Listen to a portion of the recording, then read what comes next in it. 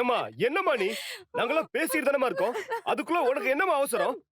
நீங்க எல்லாரும் சேர்ந்து தானே என்ன சரவணனை கல்யாணம் பண்ணி வைக்கிறதா சொன்னீங்க.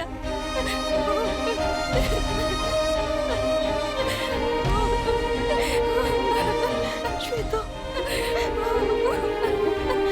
அவன் சரவண மேல உயிரே வச்சிருக்கா மாமா. அவன் இப்படி எல்லாம் பேசினா அவன் எப்படி தாங்கிப்பா? ஐயோ, எல்லாம் ஏன் தப்புதான். நீங்க சொன்னதை நம்பி நான் தான் இவன் மனசுல ஆசையை வளர்த்துட்டேன். இப்போ என் தங்கச்சி வாழ்க்கையை நானே கெடுத்துட்டேன். அழாதடி. இவ சொன்னா அந்த பொண்ணை நாங்க இவனுக்கு கட்டி வச்சிருவோமா? இவனுக்கு கல்யாணம் ஒண்ணு நடந்தா அது ஸ்வேதாவோட மட்டும்தான் நடக்கும். அம்மா,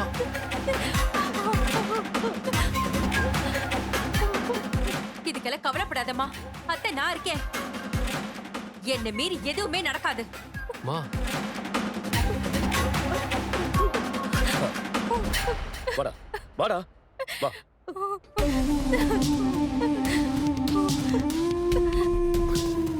டேய், என்னடா இப்படி பண்ணிக்கிட்டு இருக்க? அப்பா நான் ஒண்ணுமே பண்ணலையே. நான் இது வரைக்கும் ஸ்வேதாவை லவ் பண்ற மாதிரி அவகிட்ட பிஹேவ் பண்ணிருக்கேனா? நீங்க வேணா அவகிட்ட கேட்டு பாருங்கப்பா. அவ இவ்வளவு சீரியஸா இருப்பான்னு எனக்கு சத்தியமா தெரியாதுப்பா. இப்ப தெரிஞ்சுக்கிட்டல, என்ன செய்ய போற? இங்க பாருடா, உனக்காக அவ உயிரையே விட தயாராயிட்டா. அவளை கொன்னுட்டு நீ அந்த பொண்ணு கூட வாழ போறியா? ஐயோ அம்மா, அவளுக்கு நீங்க தான் சொல்லி புரிய வைக்கணும். எனக்கு விருப்பம் இல்லாம நான் ஸ்வேதாவை கல்யாணம் பண்ணிக்கிட்டா நான் மட்டும் சந்தோஷமா வாழ்ந்துருவேனா? வாழ்ந்துதான் ஆகணும். சரவணா, அவ நம்ம வீட்டுல வளர்ந்த பொண்ணுடா. முதல்ல நாங்க அவளுக்காக தான் யோசிப்போம். உனக்கும் ஸ்வேதாவுக்கும் தான் கல்யாணம். நீ அந்த பொண்ணை மறந்துடு. வா. சரவணா, அப்பாவை பத்தி உனக்கு நல்லா தெரியும்ல?